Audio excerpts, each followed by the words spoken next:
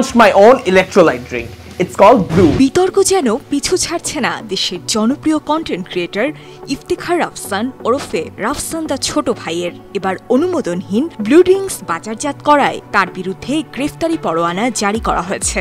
বৃহস্পতিবার সিটি কর্পোরেশনের বিশুদ্ধ খাদ্য আদালত এই গ্রেফতারি পরোয়ানা জারি করে। Oh my god. How much is this?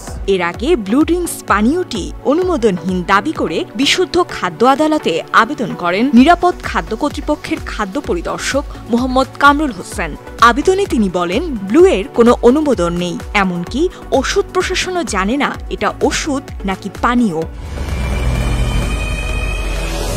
সম্প্রতি বাবা মাকে বিলাসবহুল একটি গাড়ি উপহার দিয়ে সামাজিক যোগাযোগ মাধ্যমে তোপের মুখে পড়েন রাফসান। নেটিজেনদের অনেকেই বলতে থাকেন, রাফসানের বাবা মা ঋণ খেলাপি হওয়া সত্ত্বেও কেন তিনি এই ঋণ শোধ করতে কোনো উদ্যোগ নিচ্ছেন না। আমার কিন্তু প্রায় 30,000 টাকার মতো বিল আসছে। এই ঘটনার কিছুদিন যেতে না যেতেই গেল 24 এপ্রিল কুমিল্লা নগরীর বিসিক এলাকায় অবস্থিত মিসেস ব্লু ড্রিঙ্কস কারখানায় বিএসটিআই এর ভ্রাম্যমাণ আদালত অভিযান পরিচালনা করলে অনুমোদনহীন ব্লু ড্রিঙ্কস বাজারজাত করার বিষয়টি সামনে আসে যে আমি ব্লুর নতুন ফ্লেভার লঞ্চ করব।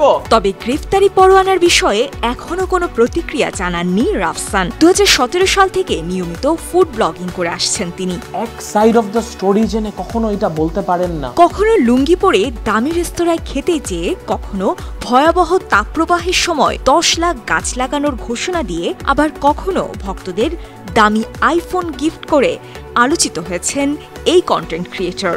নিজের ভুল করো, নিজের ভুলে নিজে। বিনোদন ডেস্ক 52 টিভি। তুমি কি ছবি তুলতেছো গাড়ির সাথে, নতুন গাড়ির সাথে?